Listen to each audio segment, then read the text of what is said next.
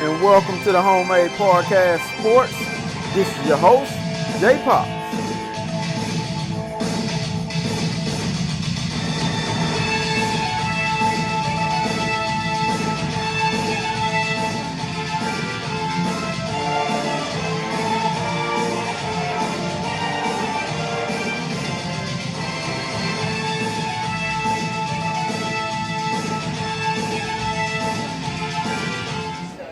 And welcome back to the Homemade Podcast Sports. This is your host, J Pops.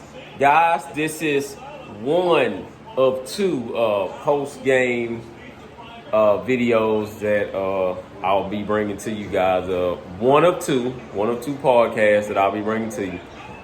Yes, guys, I'm hurt just as well as you guys. The final score for the guys that did not watch, it was 52-24. First off, our defensive backfield look like trash. They look like shit. You know, I'm just going to say that without any context, nothing in there. They look like shit. I will say this. We're going up against the number 2 team in the country. That offense of Alabama, I will tell you this right now. If you do not have your ass in the right spots, you're going to get beat.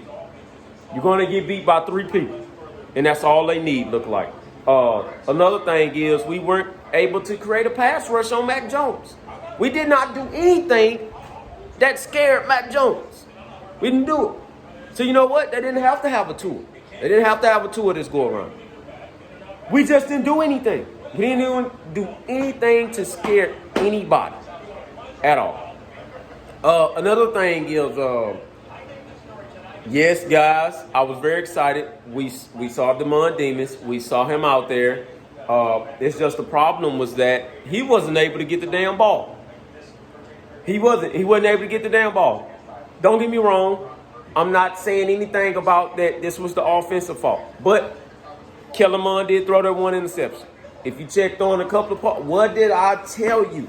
And this is what everybody knows. You have to play a perfect game or almost a perfect game against Alabama. Now, did Alabama's defense show up? Yeah, for the most part. For the most part. But we can all see as well that Alabama defense has a lot of things to work on as well. So, you know, we're not the only ones. Our thing is that Alabama offense ain't have shit to work on. You know, I'm going to just go ahead and say that. That Alabama offense ain't have shit to work on at the end of the day. That offense is more fluid than any offense that I've seen, excluding Florida. Which brings me, that's the next person who we have is Florida.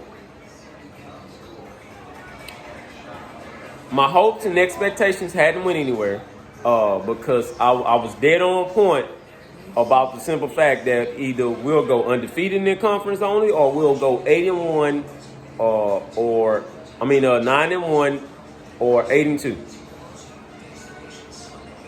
Worst scenario is 7-3, in my opinion.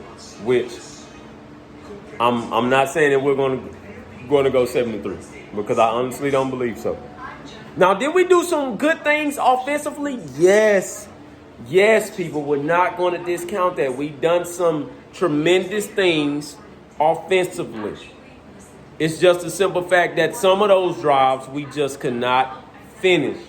We cannot finish.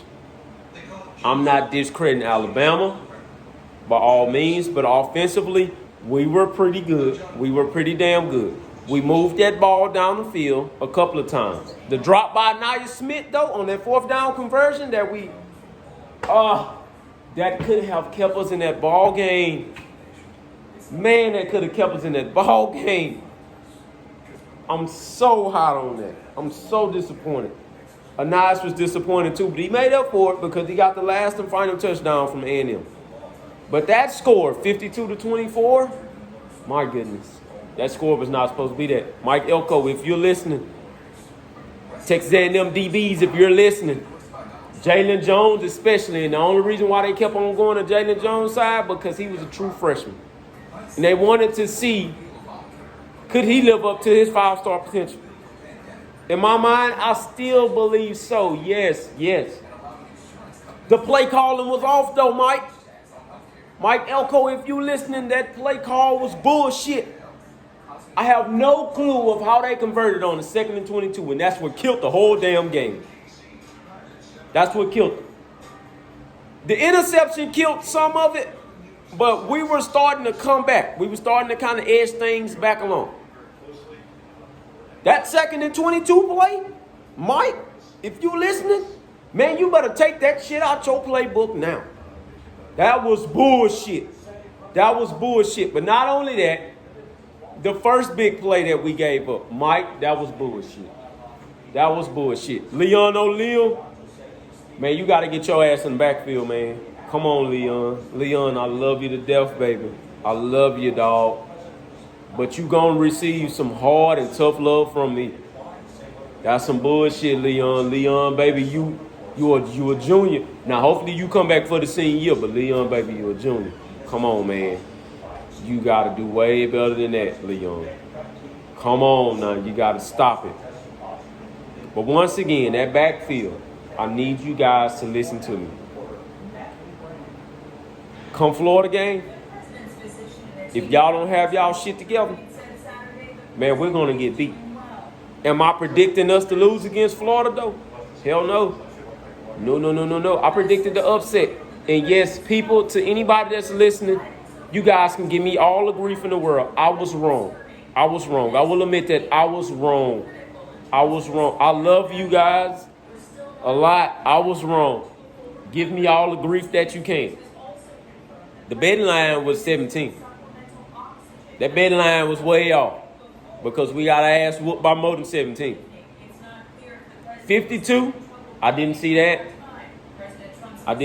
Some people may have seen it, but we didn't see that. 52 points. Come on, man. Come on now. Kellen Mond, I'm sorry, little brother. You made some plays. They were good. Don't get me wrong. You made some good ass wide receivers. Woo! I got to give y'all boys credit today. Y'all stepped up, baby. Those wide receivers stepped up. They stepped up, and they stepped up in a major way, in which I love. I love it. But Haynes King, if you're listening, Mon, I love you to death. I can't keep on saying that. But Jumbo, if you got to make that decision to say, hey, Kelly, I'm going to need you to take a seat. I'm riding with you. If you riding with Kelly Mond, I'm going to ride with you too. But if you got to make that decision to say, Haynes King, where you at? Put him in there. I was dead on about that recruitment. Haynes King is everything that his recruitment said he was. He threw that freshman interception. That's fine. I can live with those. But how the way he got us down that field, and it was against backups. I know everybody would come to this podcast and bash me about that. Oh, man, that was against some backups. I know it. I understand. But his potential, to see him and Bryce Young go at it for a couple of more years will be very, very interesting. And I'm waiting on that. But once again, to the ones who's listening and to the ones who didn't see the game, I know you guys are getting the highlights now. We did lose. We lost in a major way, 52-24. We just weren't ready. We weren't prepared. We're dealing with the same situations as any other NCAA team right now, but we just weren't prepared. We were not prepared for a second half of football. Let me say that too. First half, we were damn good. Down by 14, came back. We were in there. We got it. We're in there. I'm hyped. Second half, they took it out of us. And they do this shit every year. They do this shit every year, man. Every year. To the guys that's saying that Jimbo Fisher is the problem, guys, you can cut that shit out now. Because I'm going to tell you this. Jimbo Fisher ain't the problem. What Jimbo Fisher has done is recruited talent. That 52-24 score that we all seen, that doesn't say shit. That's going to make you think otherwise. But Jimbo Fisher has recruited talent.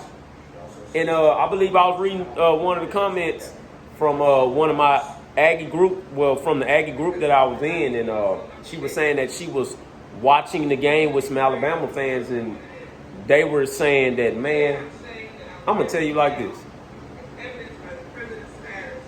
Y'all can actually hang with us.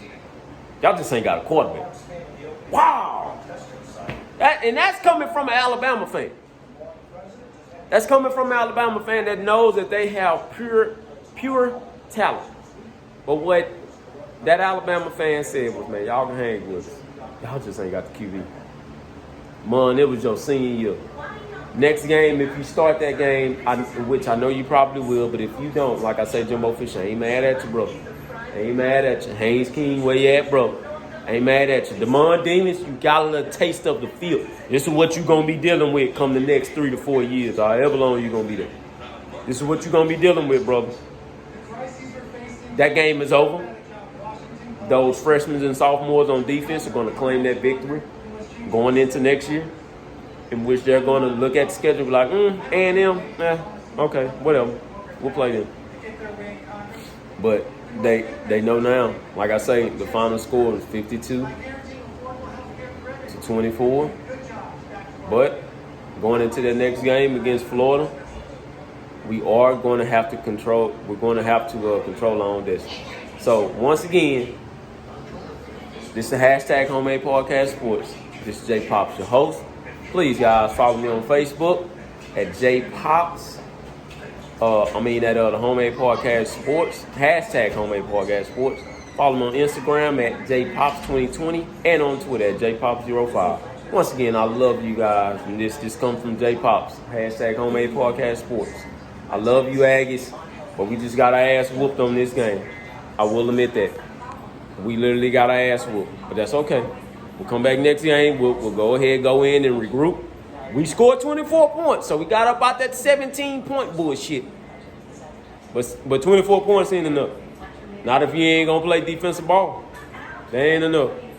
It ain't enough, man. Jimbo Fisher, if you listen, that ain't enough points. But we got to come harder than that. Against Florida, we got to come harder than that. In which I'm pretty sure people have pointed out that we're probably a 21-point underdog. Which is fair to say. But we got a point to prove. We got to come with the next game, people. All right? We have to. Hashtag Eagle Magnus. Love y'all. And thank you guys for tuning in to the hashtag Homemade Podcast Sports. Please, guys, subscribe to the YouTube page and also follow me on Twitter at JPops, on Instagram at JPops, and also on Facebook at hashtag Homemade Podcast Sports. Thank you guys once again. Hashtag Eagle Magnus.